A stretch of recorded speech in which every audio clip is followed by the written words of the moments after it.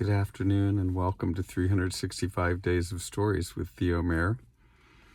Here we are, day 64, and I'm continuing with the legend of the Rose of the Alhambra. Now, remember that Jacinta had become well known for her lute playing, and I have to admit that I had to look up what a lute looked like and what it was. I didn't really realize that it's a stringed instrument. I thought it must be like something that you played like a flute, but it actually isn't. It's a stringed instrument, and the one that Zoraida had left was a silver lute. Very unusual. But from all that we know, it had a celestial tone. Now, ever since Reyes de Alarcon had left, remember, Jacinta had heard nothing from him. And during that time, she had really grown into a place of self-sufficiency when it came to love.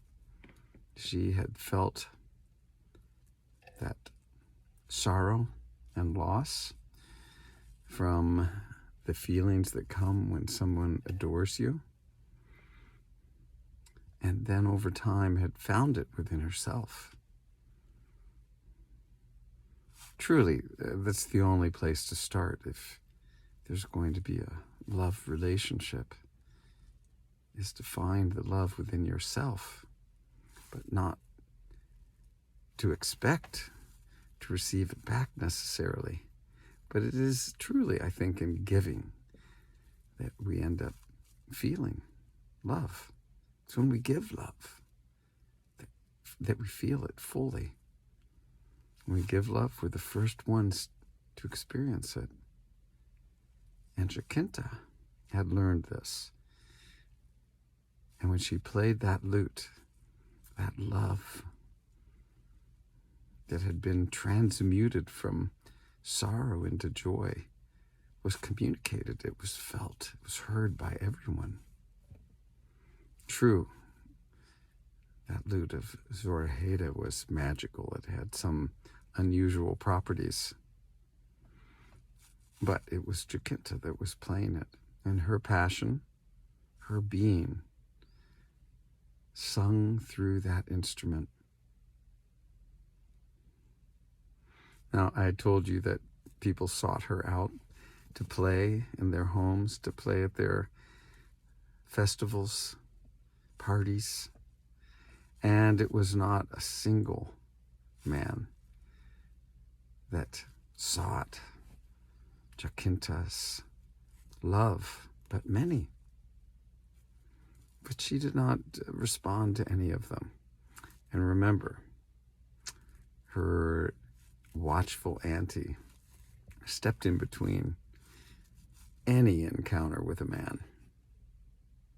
Now, I told you that the king, Philip, he had fallen into a very dark place, had gone so far, in feigning illness for many, many, many, many days. And then he actually considered himself dead. Living dead, one might say. And he wanted funeral rites to be offered to him, and was very impatient that this be done, and that he be laid to rest beneath the ground, and was very upset that this didn't happen in as quick fashion as he thought needed to. And the palace where he was kept, the room, the windows had all been blacked out. There were some candles burning, and that was it. And he lay within his coffin, awaiting his burial.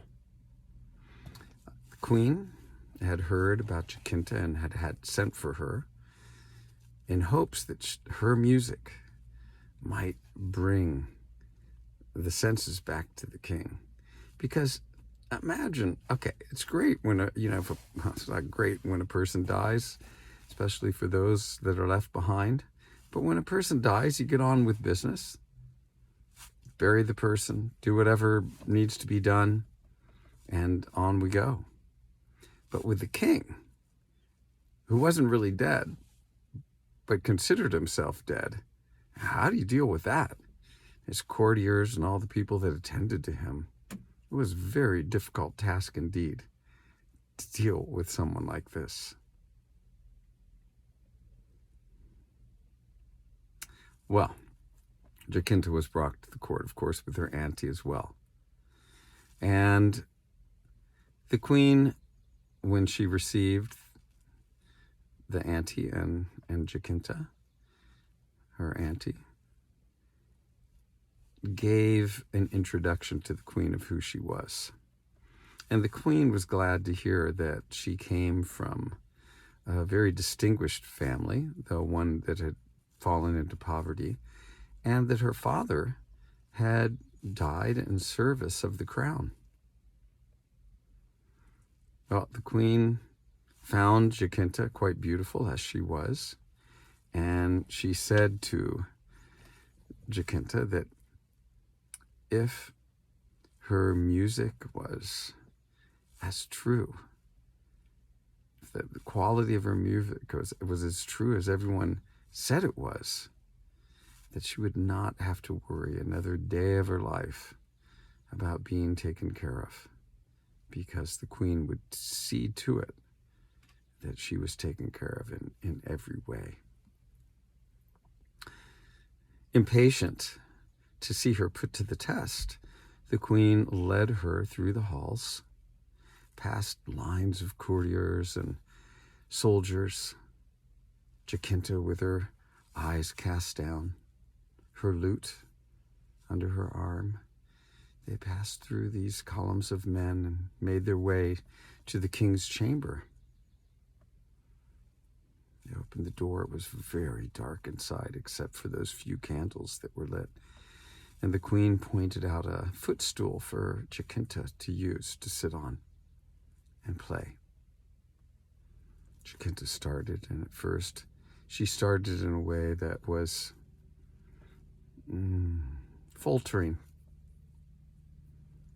She was not sure of herself. But once she began, something seemed to just come through her. And she played in such a way that it was as if the angels were playing through her. Now the king began to hear these tones, and as he did, it penetrated right into the core of his being. And he himself thought he was listening angelic music, and he sat up and listened more closely. Jacinta, as she played, she also sang. She was singing of the Alhambra. She was also singing of her lost love. And these two tales intermingled with each other and became one of the famous ballads of the Alhambra, something that, from what I understand, is still sung today, still played today. Jacinta played on, and the king, he listened more intently. His eyes over time became bright again with life. His energy began to surge through his body again. As he listened, further and further, as Jacinta continued to play, he sprang out of his coffin, leapt to the floor, and strapped on his sword and buckler. As he did so, Jacinta basically had finished. She was finishing as this all took place, and she fell to the floor in a faint. And as she did so, a young man came out of the darkness, who other but Reyes de Alarcon, and lifted her up and carried her out of the room and into the light. Well, I'll tell you that in a short time, the nuptials' love was honored and celebrated. They became husband and wife. And as far as I know, lived happily ever after. Well, you might be going, come on, you can't end the story. That was way too quick of an ending. And indeed, it was. Jacinta became a royal favorite, a favorite of the court.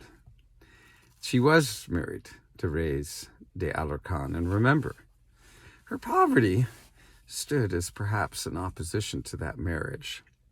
In fact, Reyes de Alarcon used that excuse for having not contacted her again, letting her know that her father had, or his father had not allowed him to marry her or even seek her hand in marriage, prohibited him to have anything more to do with her.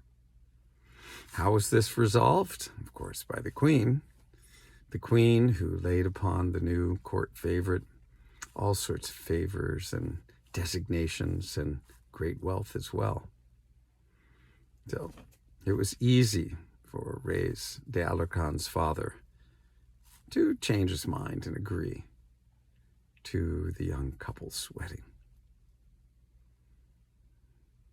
Now, you might wonder what happened to that magic lute. Well, Jacinta, of course, played it the rest of her life.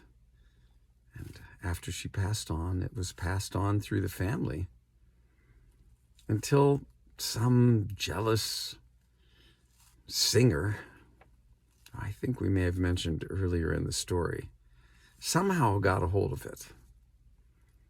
And because it had the ability to supersede anything that he could produce with his voice, he had the silver melted down.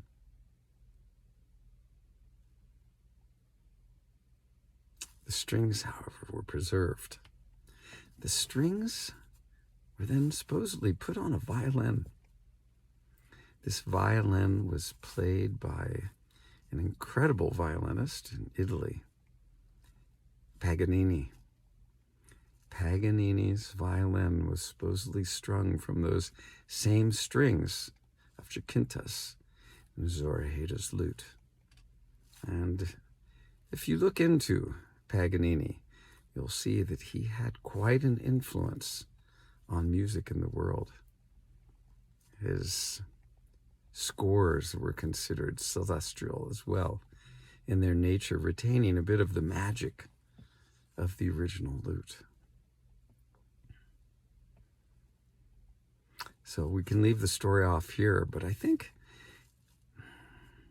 these stories of the three princesses and now of Jacinta really begins to get you wondering, or at least it gets me wondering about love, about our commitment to purpose in our lives.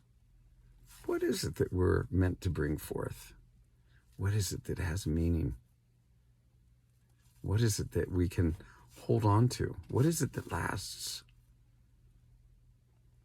What is it that we will regret if we don't have the courage to follow through with our faith, with our beliefs, with what is a passion within our souls? I think this is part of the merit and the teaching of these incredible stories, and why, through time, they've been told and retold. So we'll leave this story off to begin another one tomorrow. Hopefully, another tale from the Alhambra. So, hope you have a good rest of your day, and thank you so much for joining.